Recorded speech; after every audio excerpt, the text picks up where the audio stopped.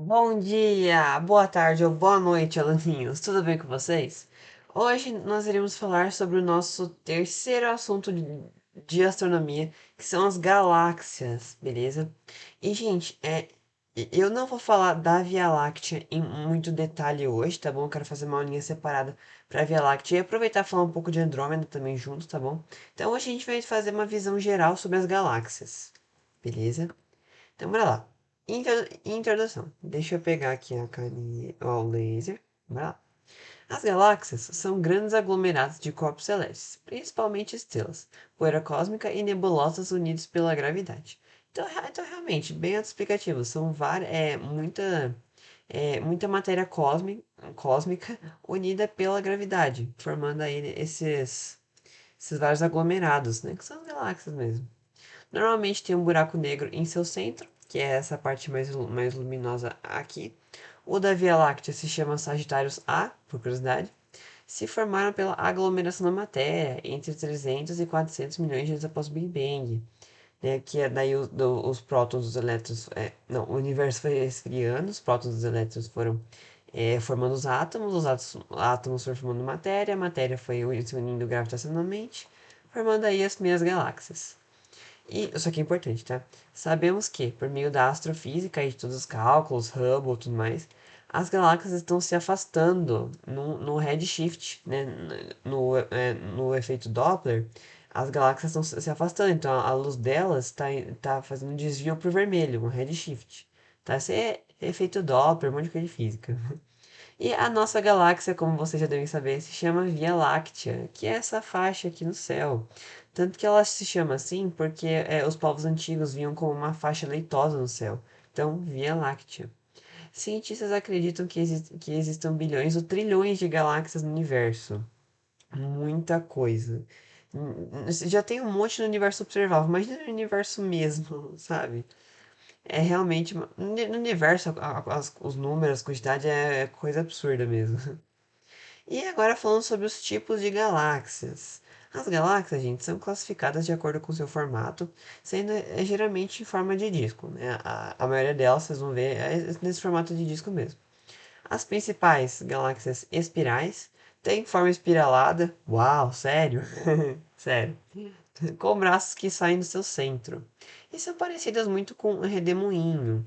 Exemplo aí, Andrômeda, Via Láctea e a Messier 64, que foi a que eu coloquei aqui. Essa galáxia é bem bonita mesmo. E vale ressaltar que esses pontos brilhantes aqui, é, é, a maioria deles são nebulosas, né, daquelas regiões berçários de estrelas, né, que a gente fala. Temos as espirais barradas, que são as que os braços saem de dentro aqui, no caso uma barra, cujo ponto médio é o núcleo. Jesus, como assim? Calma. Os braços saem numa linha, que o centro dele é o núcleo da galáxia, né? E costumam ter apenas dois braços por causa disso mesmo. Também essa aqui, a NGC 1300, ela tem dois braços bem evidentes, beleza? Elíptica, que são as que têm formato esférico ou oval, são quase inteiramente homogêneas, ou seja, elas são bem uniformes, a matéria tá distribuída bem certinho assim, sabe? Bem certinho, não tem tipo uma região que tem mais, uma que tem menos, não, elas são é, quase, quase inteiramente iguais, assim, a gente pode dizer. E exemplo aqui, NGC 1316, que é essa esfera aqui, o oval, não sei, esse aí. E outros dois tipos de galáxias, né, para completar os cinco principais, são as irregulares ou peculiares, que são as que têm mais abundância no universo, não possuem formato definido ou simétrico, e as estrelas e nuvens de gás e poeira são distribuídas irregularmente. Basicamente, não tem formato certinho irregular, beleza? Aqui é o exemplo, grande nuvem de Magalhães, que é uma das duas principais nuvenzinhas que ficam girando em torno da Via Láctea. A gente vai falar delas um pouco mais pra frente. E as lenticulares, que são as galáxias espirais, mas sem braços. Elas são, gente, o meio termo entre espiral e elíptica, e chamada assim lembrar, por lembrar uma lente de uma lupa. Você consegue enxergar aqui, ó, essas duas galáxias aqui, ó. NGC 2787, descoberta em 1826 pelo astrônomo escocês James Dunlop, E a galáxia de Hartwell, localizada a 500 milhões de anos-luz, Jesus. Por comparação, a Andrômeda está a 2,5, essa aqui está a 500, na constelação do Escultor. E cientistas acreditam que galáxias espirais podem se tornar lenticulares, ou seja, os seus braços, elas não deixando de ter braços, quando param de fabricar estrelas, quando as nebulosas, não tem mais matéria nas nebulosas suficiente para fabricar estrelas. Então elas acabam perdendo seus braços e virando galáxias lenticulares, certo? Ah, um outro exemplo de galáxia lenticular é a galáxia do Sombreiro, que você já deve ter ouvido falar. E alguns outros tipos de galáxias, né? Bem mais simplesinhas. As galáxias anãs são companheiras menores de galáxias maiores, como as nuvens de Magalhães, como eu já falei, tem a pequena nuvem de Magalhães e a grande nuvem de Magalhães. Que a gente vai falar um pouco mais na aula de Via Láctea, tá bom? Que vai ser um pouco mais pra frente. Criam correntes estelares, trilhas de estrelas, ao redor de suas galáxias maiores. E por isso a gente pode até traçar um pouquinho da história delas, né? Com essas trilhas estelares aí. Podem acabar fundindo com sua galáxia maior, né? Quando a galáxia maior pode engolir ela, muito facinho também. Nesse caso aqui é a galáxia maior e a menorzinha aqui. E existem mais de 25 galáxias anãs flutuando ao redor da Via Láctea, com curiosidade aí. As principais são as nuvens de Magalhães, como eu já falei. E também temos as galáxias Starbust, que elas são muito conhecidas, né? E Starbust significa explosão de estrelas, pois elas apresentam nuvens de gás e poeira lançados pelos ventos de estrelas grandes. Geralmente aqui do centro, tá vendo? É justamente essa parte vermelha aqui mesmo. E o vermelho é gás hidrogênio incandescente. Estrelas são feitas do que mesmo? Gás e hidrogênio. Por isso mesmo, lançados pelos ventos de estrelas grandes. Esse caso aqui é exemplo da Messier 82. Da hora. E agora, vamos falar um pouquinho das galáxias de interação. As galáxias, gente, por terem muitas no universo, aqui por existirem muitas galáxias no espaço, é inevitável que elas podem interagir, colidir ou se fundirem. Né? Tanto que elas são extremamente massivas, então a gravidade delas é muito grande.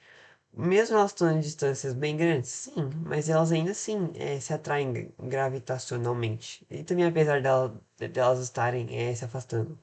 Então, conforme elas vão dançando, né, nessa dança cósmica que me falam, podem ficar distorcidas e lançar jatos de estrelas pelo espaço. E em 4,5 bilhões de anos, a Via Láctea e a Andrômeda vão se fundir, formando a Milky Andrômeda. Que, para quem não sabe, Via Láctea em inglês é Milky Way. E a Andrômeda é a Andrômeda mesmo. Então, escolher esse nome bem criativo, Milky Andrômeda, aí, para quando as duas galáxias se formarem daqui a alguns bons bilhões de anos. Que a gente também vai falar um pouquinho sobre a aula separada sobre essas duas aqui. Tá?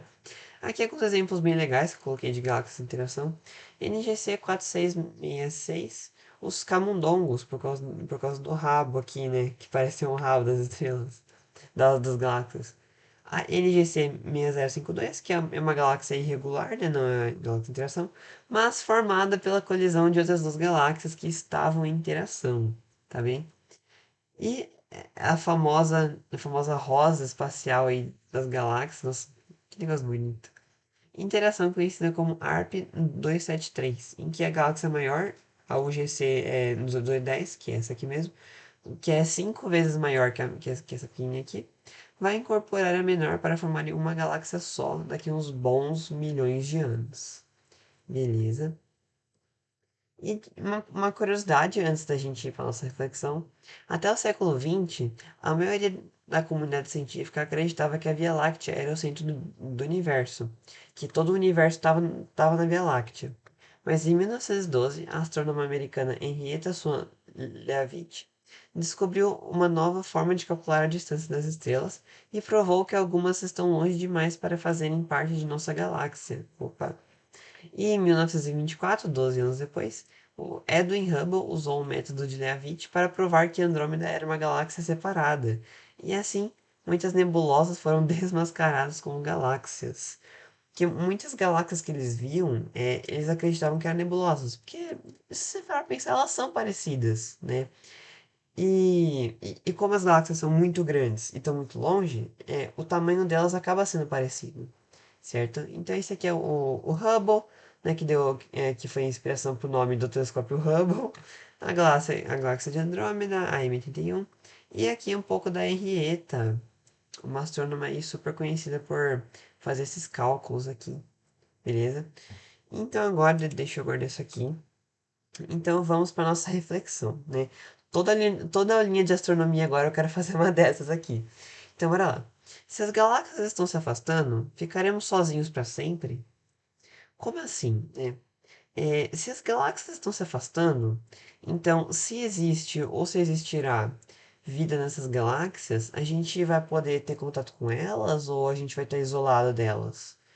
Né? Porque a chance de existir vida fora da Via Láctea é estatisticamente muito maior, porque tem muito mais estrelas em todas as galáxias fora da Via Láctea do que dentro da Via Láctea. Assim, né? Isso parece meio óbvio, né? Mas se as galáxias ficarem muito longes, a gente pode até é, perder contato, assim, não chegar, não poder, tipo, enviar e pegar informação porque a distância é muito longa, ou não poder nem ver elas, assim como se o nosso céu ficasse mais escuro, sabe? É uma reflexão bem assim, né? Porque se não existir nenhuma vida inteligente aqui na Via Láctea, quando a gente tiver 100% certeza disso, muito provavelmente, as que existirem em outras galáxias daqui a uns milhões de anos, muitos anos mesmo, pra frente, a gente não poderá ter contato e talvez ficaremos sozinhos para sempre, né? Então, deixe nos comentários a sua opinião sobre isso, que eu vou gostar de ler, tá bom? E foi isso, gente. Muito obrigado por assistirem a aulinha de hoje. Qualquer dúvida, deixe aqui nos comentários que eu vou tentar responder, tá bom? A próxima aula de astronomia ou vai ser de asteroides ou vai ser da Via Láctea. Vou ver ainda qual que eu vou fazer primeiro, tá? E foi isso. Falou e até mais. Tchau, tchau.